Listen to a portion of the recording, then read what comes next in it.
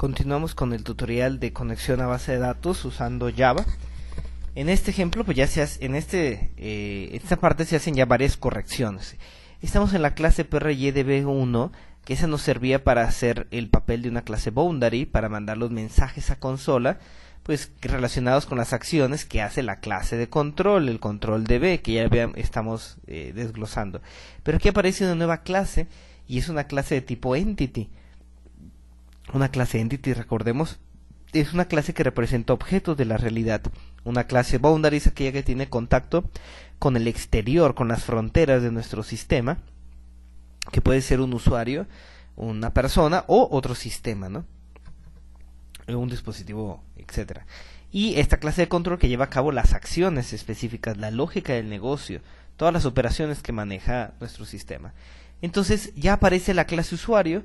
¿Por qué? Porque tenemos una tabla por ahí llamada usuario, y entonces que tiene como campos usuario, clave, nombre, tipo de usuario.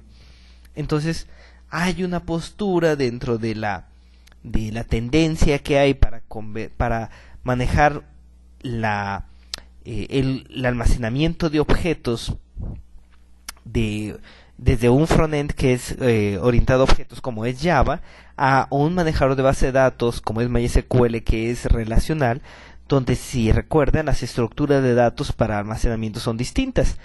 La base de datos tiene una persistencia en tablas, en campos, en filas. Es un modelo relacional, y este software, este lenguaje de programación es orientado a objetos. Los paradigmas son diferentes: orientado a objeto contra relacional. Entonces hay una postura, hay una propuesta que dice que cada uno de los objetos representa a cada una de las tablas. Acuérdense que hay dos tipos de tablas, clases, tablas base y tablas de hechos en una base de datos. Bueno, las tablas base son tablas que representan elementos de la realidad. Es esta, es una tabla usuario, es una tabla que representa un usuario en la realidad que no va a estar creciendo continuamente. Pero una tabla de hechos, una tabla de transacciones, representa acciones que suceden entre esas entidades de la realidad, y que va a estar creciendo rápidamente y constantemente, y ese es su objetivo: crecer. No la eliminación, sino crecer. Por ejemplo, en un negocio, una tabla que represente las ventas y una tabla que represente los clientes será una tabla base. Los clientes no aumentan continuamente, que eso se quisiera, pues, pero no. Y la tabla de ventas continuamente debe estar aumentando, porque representa las transacciones de los clientes hacia la empresa. Bueno, volviendo al punto, entonces, esa tendencia de que dice que cada tabla base es representada por un objeto, aquí se está usando. Esa es una estrategia, que no digo que sea la correcta, es una estrategia que utilizan productos como Hibernate se escribe con H al inicio, y entonces en lo posterior, en el futuro, en otros tutoriales, pues se verá cómo esos objetos que representan entidades de la realidad serán persistentes por medio de esos productos Hibernate, que harán la conversión específica desde orientado a objeto hacia relacional.